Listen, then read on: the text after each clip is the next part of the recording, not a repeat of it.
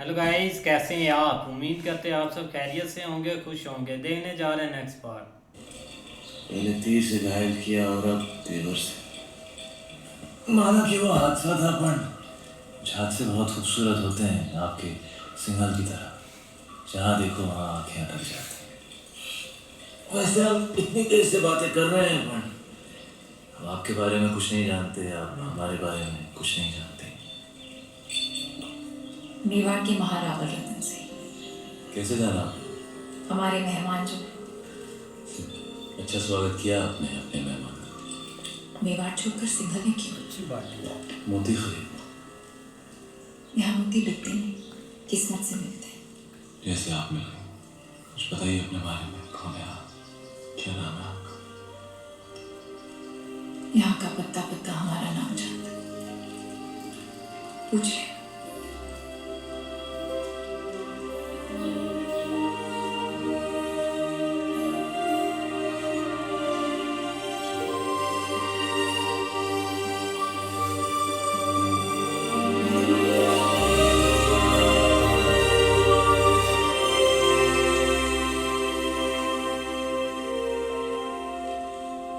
सिंघल की राजकुमारी है वो, पद्मावती।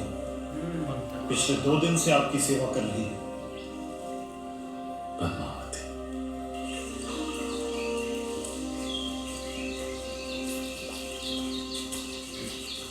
क्षमा मांगते हैं रतन जी, सिंघल में आपका ठीक से स्वागत तो कर नहीं पाए और आते ही पद्मावती ने आपको घायल कर दिया। बहुत बड़ी भूल हो गई हमारी बेटी से। भूल हमारी थी गंधर्व सिंह जी, पद्मावती की नहीं। शिकार करते हुए हमारी नजर उन पर पड़ी, हम ही दबलगांव उनके पीछे पीछे गए और तीर भी हमें ही लग गया। चलिए, हम आपको लेने आए हैं। वापस महल में पधारे। महलों में तो बहुत रही, यहाँ की सादगी हमें बहुत अच्छी लग रही है। अगर आपको बुरा ना लगे तो हम कुछ दिन यहीं रहना चाहेंगे। रतन सिंह जी, मेहमान बनकर आप आए थे यहाँ, अब लगने लगा है हमारे परिवार का हिस्सा है। हम चाहते हैं कि आप सिंघल से मोती लेकर जाएं। आप नहीं। मोती तो लेने आया भाई, गाँव तो ऐसे ही पड़ गया। सिंघल के मोती वैसे ही है जैसे हम ढूंढ रहे थे। क्या सोच रहे? मोती मिल गए तो अब वापस मेवाड़ चले जाओगे? हाँ, हमारे जाने का वक्त आ गया। कैसे जाओगे?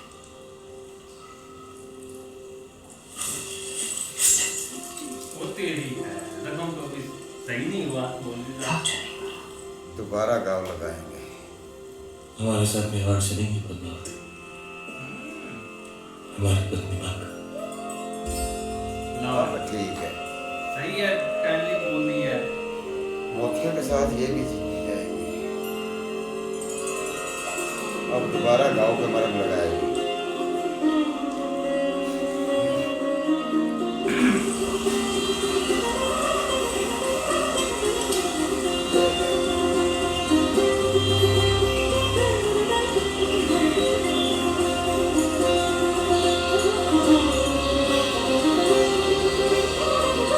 राजकुमारी पद्मावती ने अपने पिता राजा गंधर्व सिंह का आशीर्वाद लेकर रावल रतन सिंह से ब्याह किया और दोनों चित्तौड़ की ओर चल पड़े।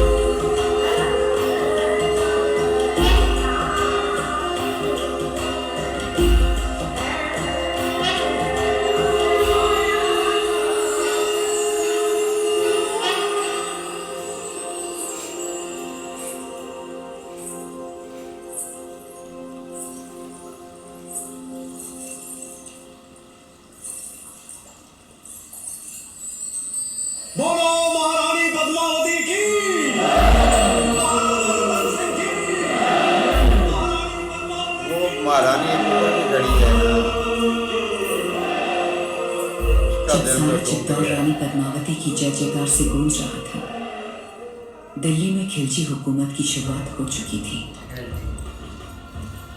सिपहसालार जलालुद्दीन ने सल्तनत से बगावत कर सुल्तान हिंद का ताज अपने सर पहन लिया था।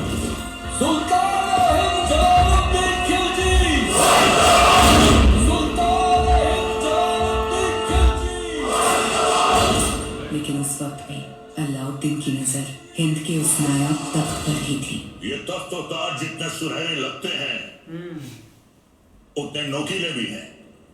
इस तख्त पर बैठकर हमें खुशी भी हो रही है और फिक्र भी, क्योंकि इस वक्त हमारे चारों तरफ दुश्मन ही दुश्मन है और सबसे बड़ा मसला तो ये कम वक्त मंगोल है।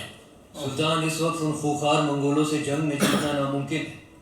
उनके मुकाबले हमारी फौज आधी भी नहीं। लेकिन हमारा हौसला उनसे दुगना है। तो क्या आप लड़ेंगे उन मंगोलों से? खिलजियों के खातिर तो खुदा से भी लड़ सकता है अलाउद्दीन। अपने हौसलों को इतना भी बुलंद मत करो अलाउद्दीन, जिसके बोझ तले तुम खुद ही दफन हो जाओ। गुस्ताखी माफ हो, लेकिन अब तक वो मिट्टी ही नहीं बनी जो अलाउद्दीन को दफन कर सके। हमें तुम्हारे ये खोखले दावे नहीं, सिर्फ और सिर्फ फतेह चाहिए। हम जाएंगे मंगोलों से लड़ने। सुल्तान, आपका यकीन ही हमारी फतेह है। जाओ।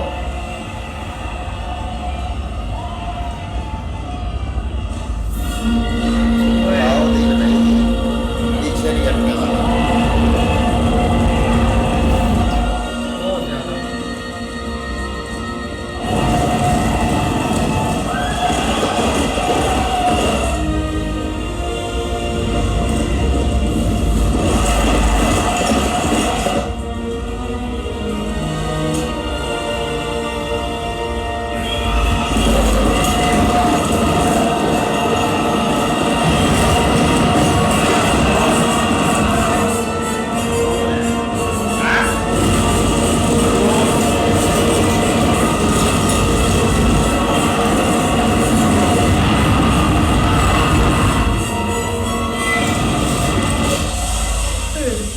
वो ये वैसे ही होते थे, ये किसी के काम नहीं आते।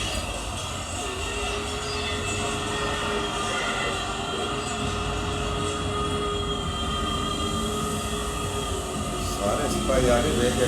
अलाउद्दीन क्या कर रहा है? ये खा रहा है इसका। क्या? वाह। खुद जा रहा है।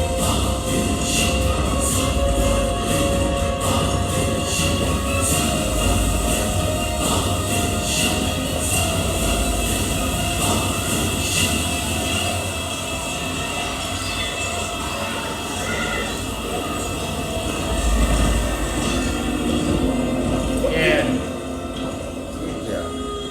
मंगोल जैसे ताकतवर दुश्मन पर फतेह हासिल कर अलाउद्दीन ने दिल्ली सल्तनत का दिल जीत लिया था। वाह। और दूसरी ओर रानी पद्मावती ने चित्तौड़ को अपना बना लिया था। सूरज भाईसा संभल के, थारे घूमरे दिन गए, कमर में लचक आ जाएगी। अब तो रानी सा करेगी घूमर। कल गौरी पूजा अब के तो इस बाद मॉडल का छुट्टी स्पेयर पार्ट भी रानी नहीं सा। मिलेगा। घूमर और रंग चोखो जमना चाहिए। रंग तो जमेगा ही सूरज भाई साहब, क्योंकि कल ढोल हम बजाएंगे। अंदाता हूँ। खूब भाईसा, फिर बोलो तो बड़ बोलो बेटो बीच में। ढोल बजाना तो दूर की बात बादल, घूमरे बखत रानी वास में हुकुम रे सिवा कोई मत आ भी नहीं सकता। तो छोड़ा, तू अपने ब्याह में जी भर के ढोल बजा लीजिए। रावल साहब पधार रहे हैं। सब मिलके नई दुल्हन को सता रहे हैं।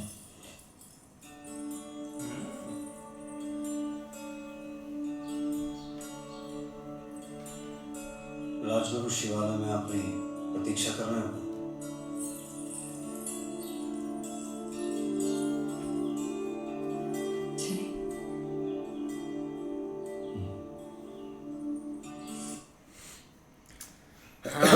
बिल्कुल यार, अलाउद्दीन जो है ना उसको अब पहले से बड़ी पोस्ट मिल गई है और उसने भी यही बोला है कि अब वो है ना बढ़कर जो मंगोलों के साथ मुकाबला करेगा।